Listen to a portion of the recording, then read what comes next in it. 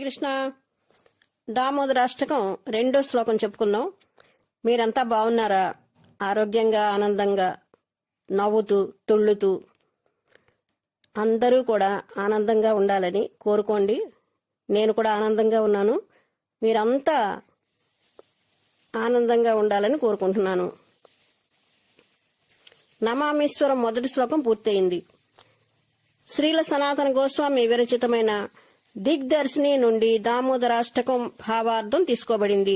శ్రీ సత్యవ్రతముని మానసికంగా పొందిన అనుభవాలను శ్రీల సనాతన గోస్వామి తెలియజేస్తున్నారు. దామోదరాష్టకం విశిష్టత మనకు భాగవతం 10th క్యాంటోలో కూడా విపులంగా వివరించబడింది. భాగవతంలో నుండి అనేకమైన వర్ణనలు ఇక్కడ మనం చెప్పుకుంటున్నాం. మొదటి శ్లోకంలో కూడా ఎన్నో శ్లోకాల వివరణ చెప్పుకున్నాం. ఇప్పుడు 2వ శ్లోకం. రుదంతం ముహుర్నేత్రయుగ్మం రుజంతం కరాంభోజయుగ్మేన సాతంకనేత్రం ముహుశ్వాసకంపాత్రిరేఖాంకకంఠ స్థితగ్రీవం దామోదరం భక్తిబద్ధం. తల్లి చేతిలో కర్రను చూసి అతడు ఏడుస్తూ తన 2 కళ్లను కమలహస్తాలతో మరల నులుముకుంటున్నాడు. అతడి కళ్ళు భయముతో కూడి ఉన్నాయి.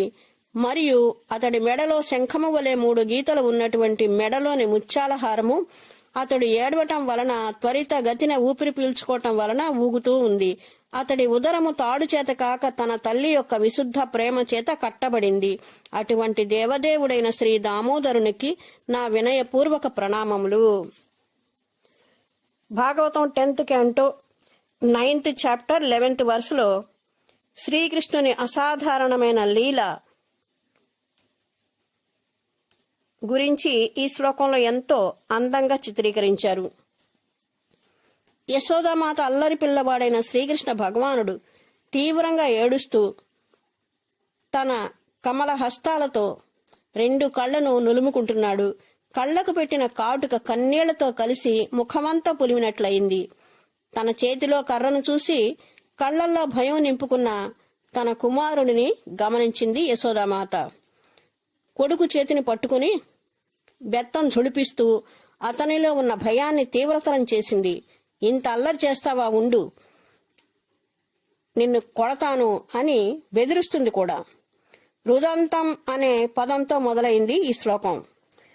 శ్రీకృష్ణ భగవానుడి అద్భుతమైన ఆశ్చర్యకరమైన ఏకైక లీలను శ్రీ సత్యవ్రతముని ఇంకా ఈ విధంగా పొడిగిస్తున్నారు.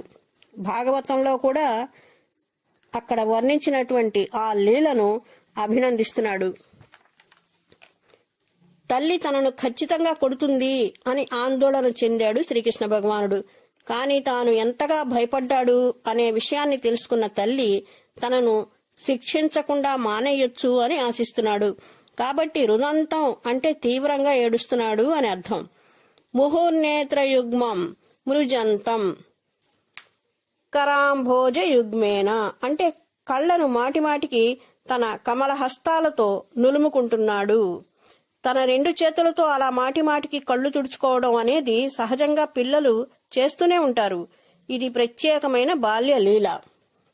సాతంక నేత్రం అంటే తల్లి శిక్షిస్తుందేమోననే భయం మొదటి నుంచి మనసులో చోటు చేసుకుంది. అందుకే అతని కళ్ళు భయపడినట్లుగా కనిపిస్తున్నాయి. అలా కాకపోతే భయంతో వణికిపోతున్న శ్రీకృష్ణుడు తన చూపులని అటూ ఇటూ తిప్పుతూనే ఉన్నాడు. తల్లి తనను కొట్టకుండా ఉండటాన్ని ఎలా మేనేజ్ చేయాలా అని ఆలోచిస్తున్నాడు. అంతేకాకుండా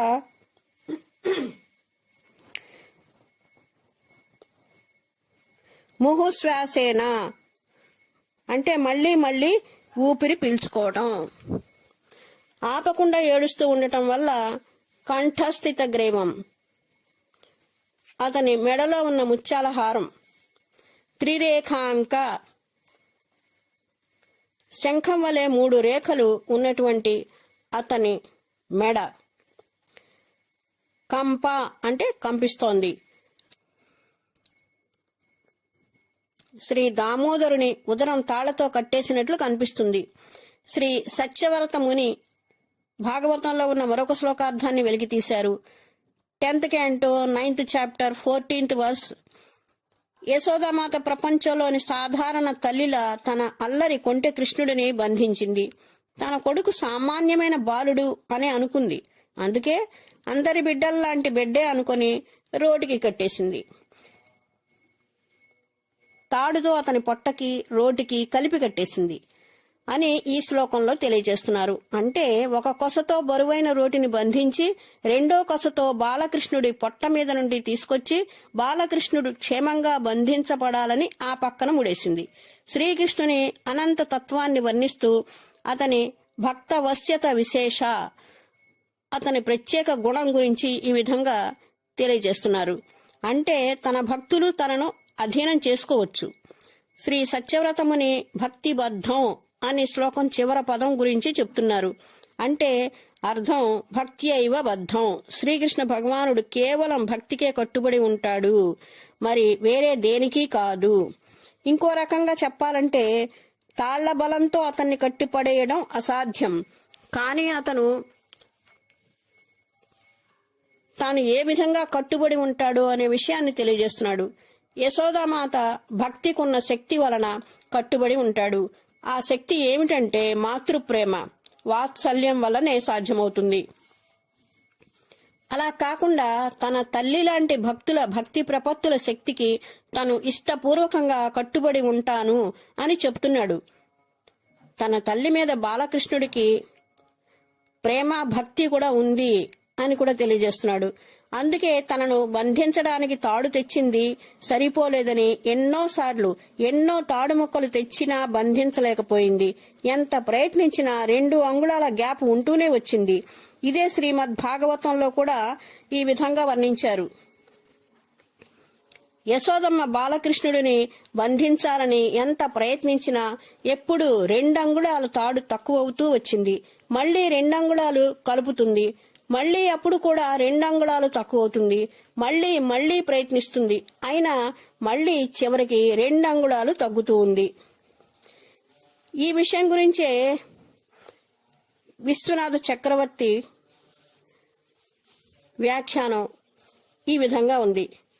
కృష్ణుని నడుము కొలత 12 అంగుళాలు, కానీ తాడు పొడవు మాత్రం పెరుగుతూ వచ్చింది. ఎందుకు? అయినా అతని తల్లి ఎందుకు బంధించలేకపోయింది? కృష్ణుడు ఈ విధంగా ఆలోచిస్తున్నాడు. నా ముఖ్యమైన రోజువారీ పనులు అంటే వెన్నని దొంగలించటం, నా స్నేహితులతో ఆడుకోవడం మానేస్తే నా తల్లి నన్నిప్పుడు కట్టేసేది కాదు కదా. యశోదామాత తన ఇంట్లో నుండి తెచ్చిన అన్ని తాళ్లు కలిపి కట్టినా కూడా కృష్ణుడిని బంధించలేకపోయింది. ఇది చూసిన గోపికలు నవ్వుకోవడం మొదలెట్టారు. చివరికి యశోదామాత కూడా నవ్వకుండా ఉండలేకపోయింది. ఇంకొక కారణం తెలియజేస్తున్నారు. అతని పొట్ట తాడుతో దామోదరత్వ బంధించారు. అయినా కూడా బాలుడు బంధనంలోకి రాలేదు. తాళ్లతో బంధిస్తే బందీ అయిపోయేవాడా చిన్ని కృష్ణుడు? సర్వేశ్వరుడు అనంతుడు. అందుకే భక్తిబద్ధం అని అన్నారు. కేవలం భక్తుల భక్తికే లొంగుతాడు. మనం ముందు చెప్పుకున్నట్లుగానే ఈ అర్థం భక్త వశ్యత అంటే ఇష్టపూర్వకంగా భక్తుల భక్తికి లొంగిపోతాడు అని. దీని గురించి Bhagavatam 10th canto 9th chapter 18 to 21 verses వీటిల్లో ఈ విధంగా వర్ణిస్తున్నారు. యశోదామాత ఎన్నో తాడు ముక్కలు మాటిమాటికి తెచ్చి ముడివేస్తూ అయినా చాలక ఇబ్బంది పడి బాగా అలసిపోతుంది. ఆమె భారీ శరీరం వల్ల నీరసపడిపోతుంది. ఆమె తలలో తురుముకున్న పూల మాల ఆమె అల్లుకున్న జడల నుండి జారి నేలరాలిపోయింది. తల్లి పడుతున్న అవస్థలను గమనిస్తున్న బాలకృష్ణుడు ఆ పరిస్థితిలో ఉన్న ఆమెను చూడటం సహించలేకపోయాడు. అందుకే చిన్ని కృష్ణుడు తల్లికి బందీ అయిపోయాడు. అంటే తాడుతో బంధింపబడ్డాడు. అంటే ఆమె వాత్సల్య ప్రేమకి బంధింపబడ్డాడు. ఓ మహారాజా పరీక్షిత్, ఈ విశ్వమంతా దేవతల శక్తి చేత కంట్రోల్ చేయబడుతుంది. కానీ ఇదంతా కూడా దేవాది దేవుడు శ్రీహరి కంట్రోల్లోనే ఉంటుంది. అనంతుడు అచ్యుతుడు అయినటువంటి శ్రీకృష్ణ భగవానుడి కంట్రోల్లోనే సర్వం సృష్టించబడింది. సర్వశక్తిమంతుని అదుపాజ్ఞలోనే దేవీ దేవతలు సేవలు చేస్తూ ఉంటారు. అయినా కూడా తాను తనంతట తానే అంటే తన ఇష్టంతోనే భక్తుల అధీనంలో ఉంటాడు. అందరికీ మోక్షాన్నిచ్చే అనంతుడు శ్రీకృష్ణ భగవానుడు యశోదామాత మీద చూపించిన ప్రేమని, అనురాగాన్ని బ్రహ్మదేవుడి మీద గాని, శివుడి మీద గాని, తన నిత్య సహచరిని, నిత్య పత్ని, అతని దేహంలో సగభాగం అయిన లక్ష్మీదేవి మీద చూపించలేకపోయాడు. శ్రీకృష్ణ భగవానుడు గోపీపుత్రుడు, అంటే యశోదామాత పుత్రుడు.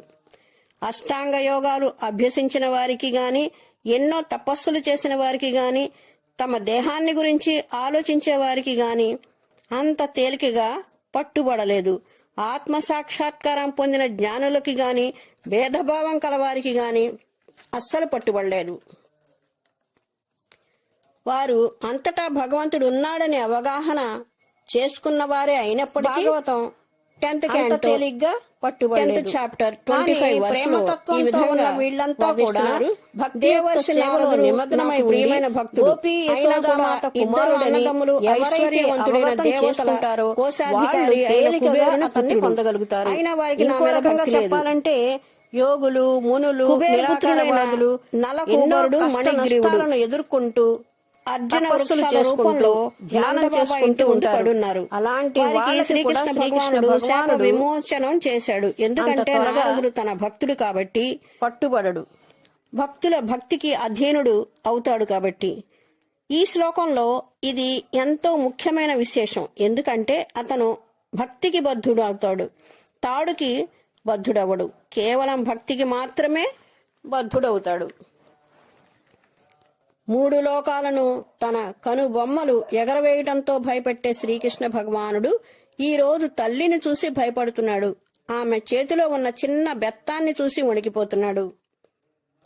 ఎవరైతే శ్రీకృష్ణ భగవానుడికి హృదయపూర్వకంగా, స్వచ్ఛంగా, అంతులేని ప్రేమని ఇవ్వగలుగుతారో వారు భక్తి రసామృతాన్ని గ్రోలిన వారవుతారు.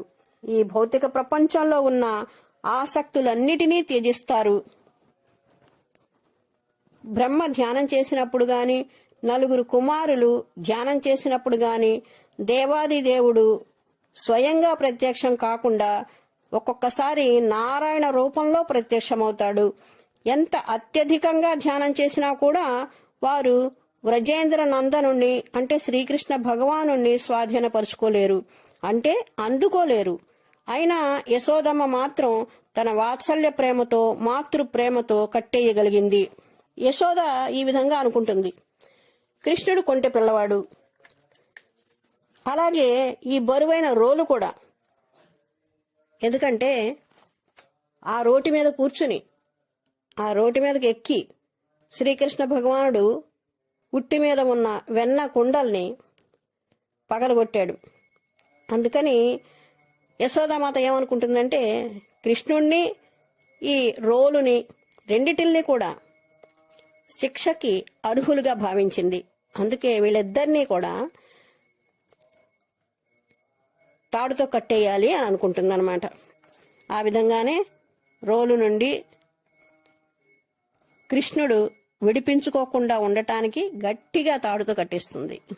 Bhagavatam 10th canto 9th chapter 15th శ్లోక. ఎప్పుడైతే యశోదామాత కొంటె కృష్ణుడిని బంధించాలనుకుంటుందో అప్పుడు తాడుతో కట్టేసింది.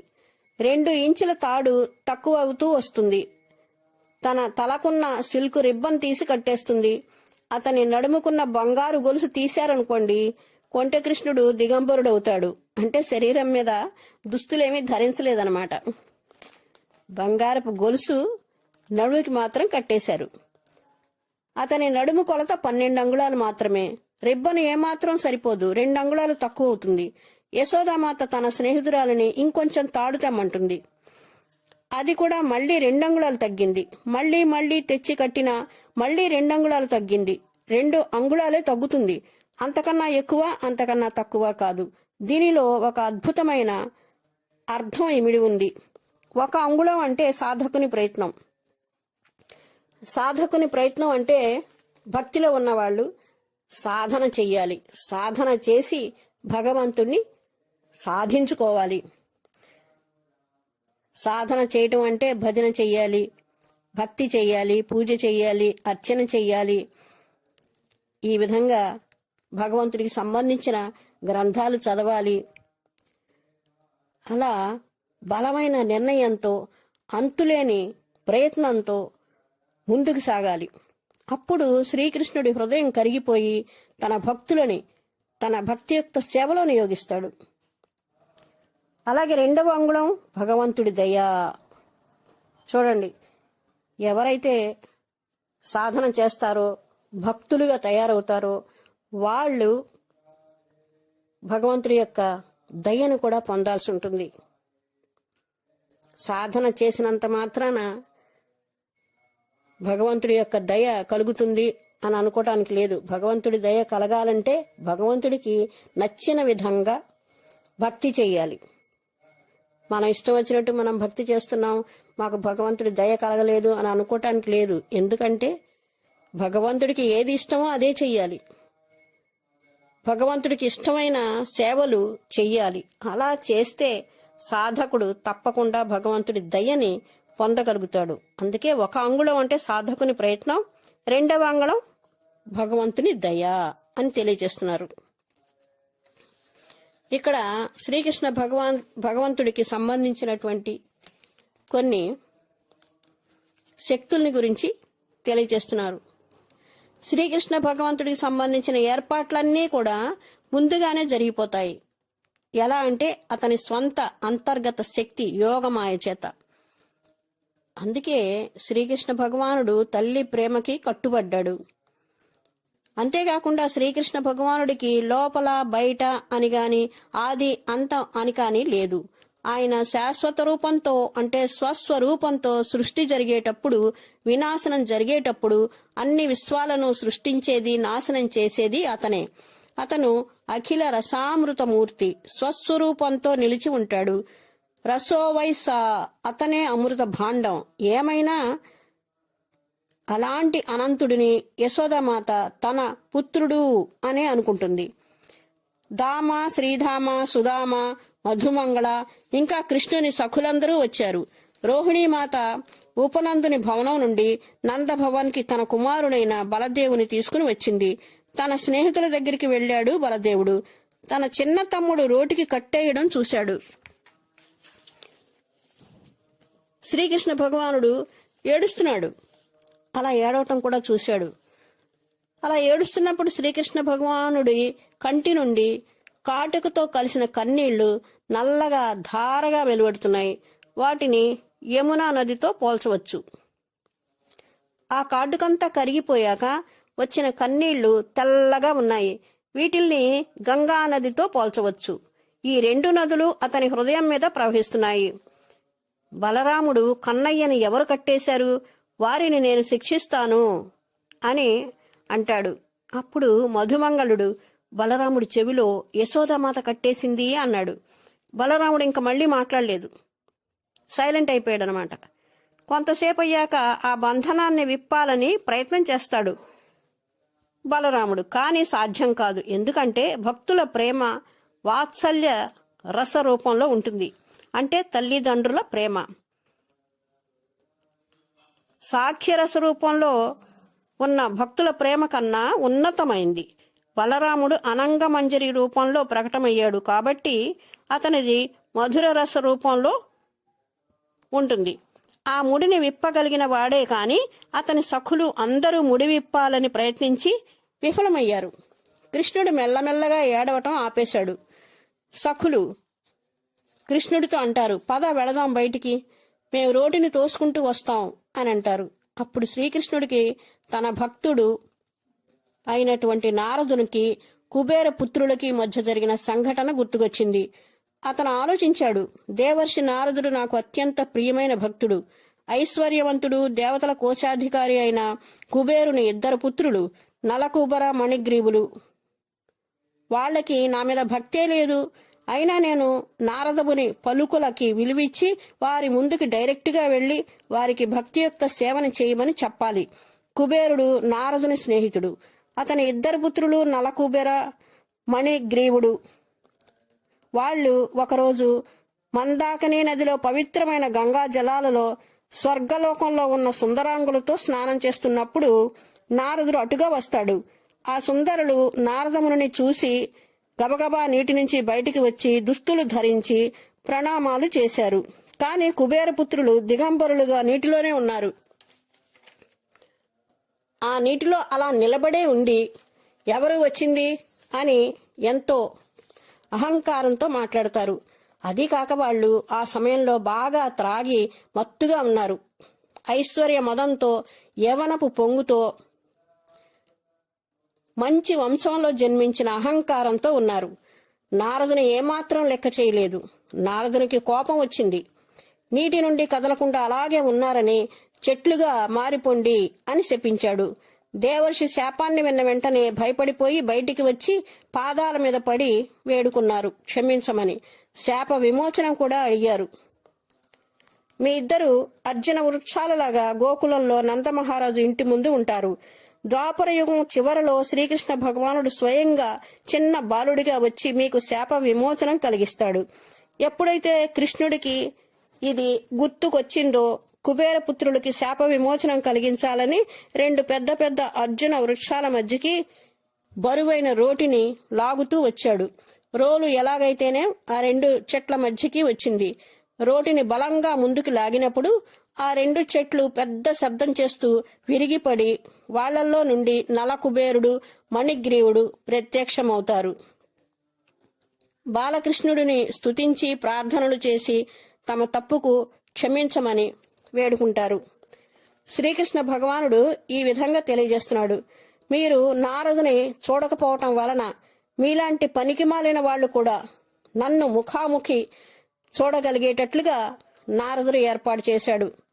అంతేకాకుండా ఎన్నో జన్మల నుండి చేసిన పాపాలు నశించిపోయాయి.